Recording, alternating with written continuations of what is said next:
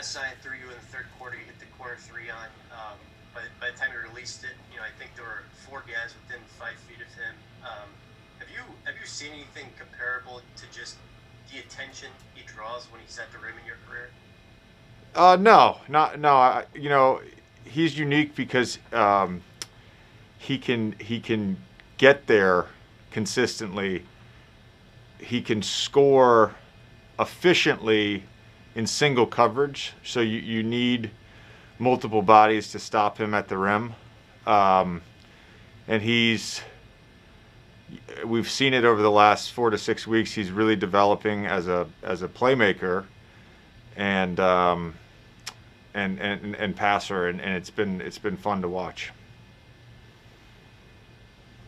And kind of building off of that question, you talked about this a little bit on your podcast, but what's it like just seeing the sheer volume of shots he's getting at the rim, just the amount of, no matter what defenses are throwing at him, he's still getting all of these looks directly at the rim.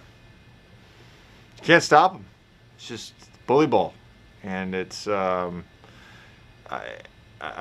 played with strong players that scored a lot of points on the interior, whether it was Dwight or Blake or Joel.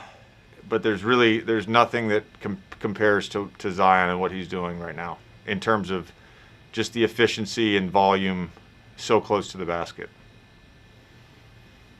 Yeah, you guys had a real up and down couple of weeks, like lose to Minnesota and Detroit, and beat Milwaukee, and you beat Utah. Like, is that just the nature of the NBA, or do you think you guys are a high ceiling, low floor kind of team, and how do you kind of, get to that ceiling more often? I think it's the nature of this season, for sure. There's been a lot of weird things from a lot of teams this season.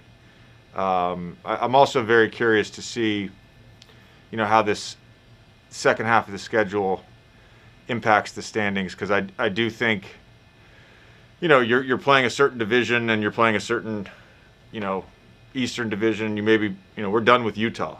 We played them 3 times. They have the best record in the league.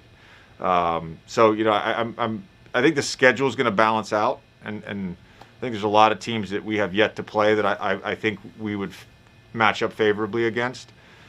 But we need to find a level of consistency on defense.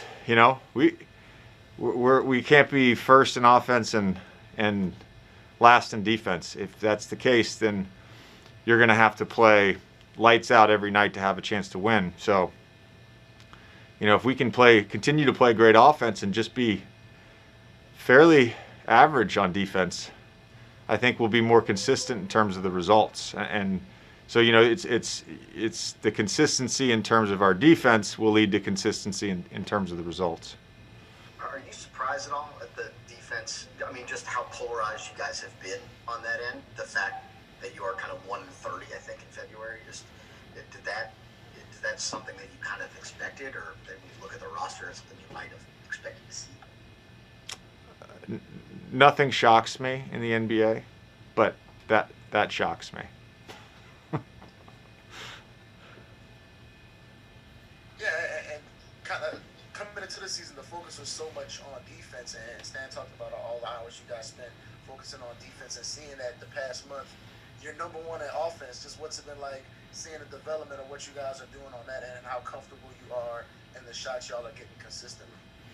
Yeah, we're really leaning on Zion and Brandon as the primary playmakers, and everybody else is just stepping up and making their shots. You got to give a lot of credit to Zoe. I saw the graphic, the wonderful Pelicans public relations staff posted earlier today. Just the top-notch PR staff in the league, in my opinion. But if the last 15 games with his shooting splits, he's been phenomenal. And so if you're gonna load to Zion, if you're gonna load to Bi, and you've got Zoe shooting at the level that he's at, I think I know I checked a couple of days ago, but I know Bled's got to be at or near his career high in 3-point percentage. He's had a couple really big games where he's hit 5+ threes for us. So we're a lot of the offensive development has been relying on those 2 guys, and then other guys sort of making shots at a high clip.